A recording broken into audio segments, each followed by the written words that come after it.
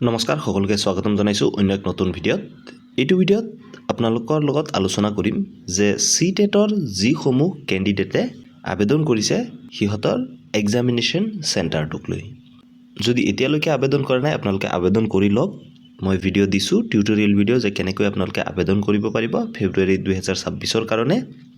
এই ভিডিঅ'টোত স্টেপ বাই স্টেপ আপোনালোকক দেখুওৱা হৈছে যে কেনেকৈ সিটেটৰ ফৰ্ম ফিল আপ কৰিব।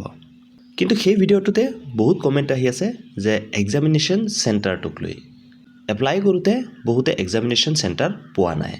তাৰে ওপৰত মই আপোনালোকক ক'ব বিচাৰিছো যে এইবাৰ সিটেটত কেনেকৈ এক্সামিনেশন সেন্টাৰ পৰিব আপোনালোকক কৈ দিও। যেহেতু এইবাৰ সিটেটৰ ক্যান্ডিডেটৰ সংখ্যা বেছি সেয়ে আপোনালোকে যেতিয়া আপোনাৰ ঠিকনা দিব অৰ্থাৎ আপোনাৰ প্ৰেজেন্ট এড্ৰেছ দিব সেই এড্ৰেছৰ ওচৰে পাজৰে আপোনাৰ সেন্টাৰটো পৰিব।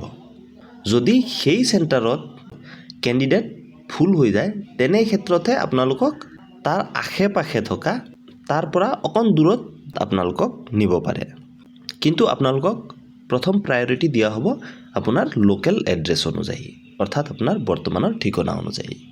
সেয়ে আপোনালোকে আপোনালোকৰ প্ৰেজেন্ট এড্ৰেছটো যেতিয়া দিব আপুনি বৰ্তমানে থকা এড্ৰেছটোৱে দিব। খুব সম্ভৱত আপোনাক সেই এড্ৰেছৰ আশে-পাশেই দিব। সেয়ে আপোনালোকক কৈছো যিমান সোনকালে পাৰে আপোনালোকে আবেদন কৰি দিব কাৰণ ফাৰ্স্ট কাম ফাৰ্স্ট সাৰ্ভ এইটো সিস্টেমটো হ'ব পাৰে। সেয়ে যিমান সোনকালে আপোনালোকে আবেদন কৰিব সিমান চান্সেছ বাঢ়িব যে আপুনি আপোনাৰ ওচৰৰ এড্ৰেছতেই এক্সাম সেন্টাৰটো পৰিব। আৰু দ্বিতীয়তে কৈ দিও যে আপোনালোকে এক্সাম সেন্টাৰটো এপ্লাই কৰোতে নাপায় কিন্তু যদি ভৱিষ্যতে আপডেট দিয়ে যে এক্সাম সেন্টাৰ সিলেক্ট কৰিব কাৰণে বা পোৰ্টেলটোত যদি কিবা কাৰেকশন কৰে আমি আপোনালোকক জনাই দিম। যিসকলে অলৰেডি আবেদন কৰিছে সিহঁতেও কিন্তু এপ্লিকেশনখন কাৰেকশন কৰাৰ সুবিধাটো পাব বা এক্সাম সেন্টাৰ সিলেক্ট কৰাৰ অপশনটো পাব। সেয়ে আপোনালোকে ভয় খাব নালাগে আপোনালোকে আবেদন কৰি থক। এপ্লাই কৰাৰ ফুল ভিডিঅ' চেনেলত দিয়া আছে তাত স্টেপ বাই স্টেপ আপোনালোকক দেখুৱাই দিছো যে কেনেকৈ আবেদন কৰিব। কিবা ডাউট থাকিলে আমাৰ ইনষ্টাগ্ৰাম পেজত আপোনালোকে সুধিব পাৰে। ধন্যবাদ। জয় আই অসম।